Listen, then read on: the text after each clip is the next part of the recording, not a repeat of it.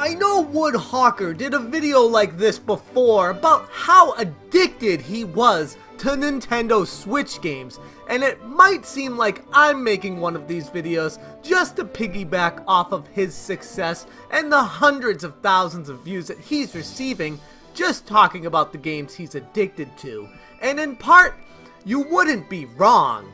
But in this day and age, with how many games I have to be playing on a daily basis to keep up with the codes that these companies are sending me so that I can inform you guys what games are worth playing and what games are trash, this is kind of throwing a wrench into that. These games I'm going to talk about in this video, I am completely addicted to. JT. If someone were to tell you that there's a Metroidvania game that combines that gameplay with a pinball game, your first inclination would be to say, huh? But upon further inspection, YOKU'S Island Express is one of my favorite Nintendo Switch games that I have ever played, and it's a title that nobody is talking about. When I first heard about YOKU'S Island Express, it was from a Nintendo Life article almost a year ago, I think, where they were just talking about how this game from Team 17 involves a dung beetle, and you are in pinball, but you go around to different places, and you can crawl around with this ball and talk to these other NPCs and deliver mail, and I thought, that's one of the strangest gameplay mechanics I've ever heard of. Combining pinball with Metroidvania? No way that would work. And then I played it. And then I played it a little bit more. And now I can't stop playing it. YOKU'S Island Express completely revolutionizes an entirely new genre that before this game was played only existed in Metroid Pinball and Sonic Spinball. For the most part, those were the only semi-exploration kind of pinball games that I can even think of.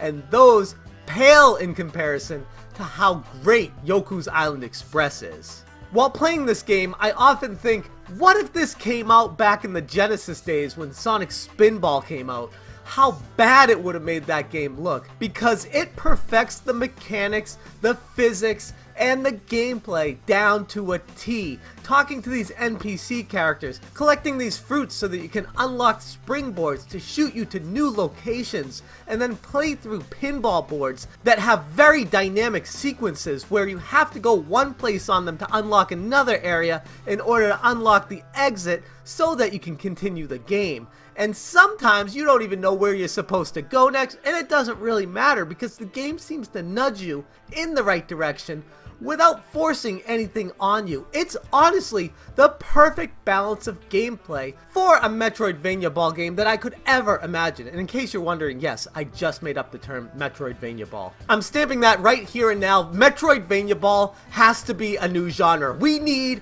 more Metroidvania ball games. I can't get enough of this. And this was sent to me graciously by Team 17, the people behind Worms, the people behind Raging Justice, or at least the publishing duties of it. Team 17 keeps sending me these games, and I keep getting hooked on every single one of them, with the latest being YOKU'S Island Express. It's available right now on the eShop for $19.99 and 100% worth your purchase if you enjoy Metroidvania games just a little bit, if you enjoy pinball games just a little bit, if you think the idea of putting those two things together may be fun, buy this game right now.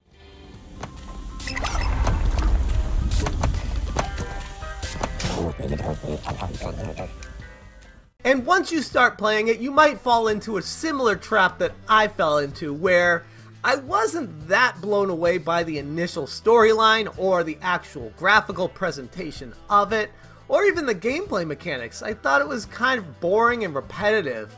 And then I got past the first section of the game and it opened up to a gigantic world, and since then I haven't been able to put it down. So if you do end up buying this game, make sure you give it the old college try and putting at least an hour's worth of gameplay into it before determining if you want to continue or not. Because if I gave up 5 to 10 minutes into this game, I probably would have never returned to it. But since I put the time in initially, now I can't let go. Another game that I can't stop playing is something that you should know of by now anyways, and if you haven't, holy crap, what have you been doing?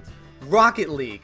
Rocket League is one of the best games ever created, and having it on the Switch, being portable on the system, being able to take it anywhere in your house, playing it online with these multiplayer matches, the way it involves so many different intricacies and gameplay mechanics on actually driving a car and hitting a soccer ball around a field, it wouldn't strike me as something that I thought I'd like that much, but ever since I started playing this game over a year ago on my PC, since it came out on the Switch, I haven't been able to stop playing it. I am addicted to Rocket League. And the developer Psyonix keeps adding new content to it to make it feel fresh every time I fire it up, and it's so much fun to play with the different cars that they're making, the awesome sound effects and music, the gameplay, the online multiplayer. It's just...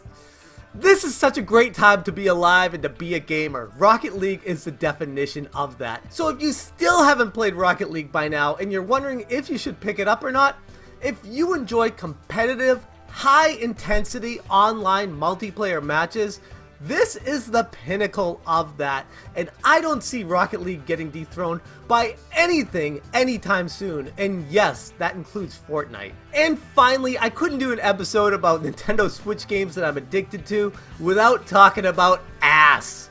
Animal Super Squad, in case you were wondering if I was talking about something else.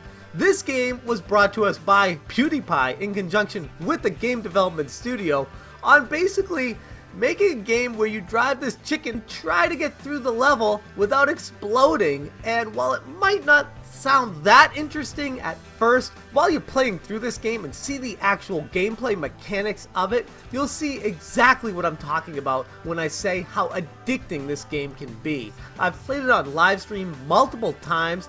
It's hysterical, it's frustrating, it's annoying, it's got a ton of glitches, you fall through the ground all the time. There's so many problems with this game, and I still can't put it down. I don't know why. There's everything in my body telling me that this game is not worth my time. I shouldn't be playing it. There are so many other games that are graphically superior, gameplay superior, better controls, everything. Yet I keep finding myself going back to ass. Oh, somebody's definitely gonna clip that.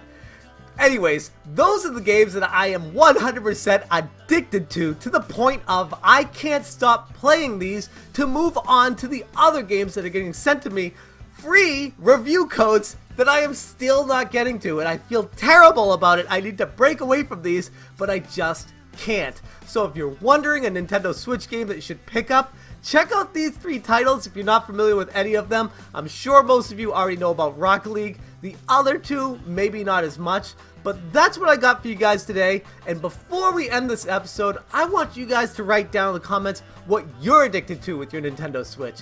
That's all I got for you guys today. Thank you so much for watching. Have a good one. As always, the Smash JT channel is brought to us by you generous Patreons out there. If you're interested in joining them, hit the Patreon link below. You can donate as little as $1 a month. Everything makes a gigantic difference. If you enjoy the content I'm making here, hit that subscribe button if you haven't already, and hit the bell for notifications. And again, thank you so much for watching.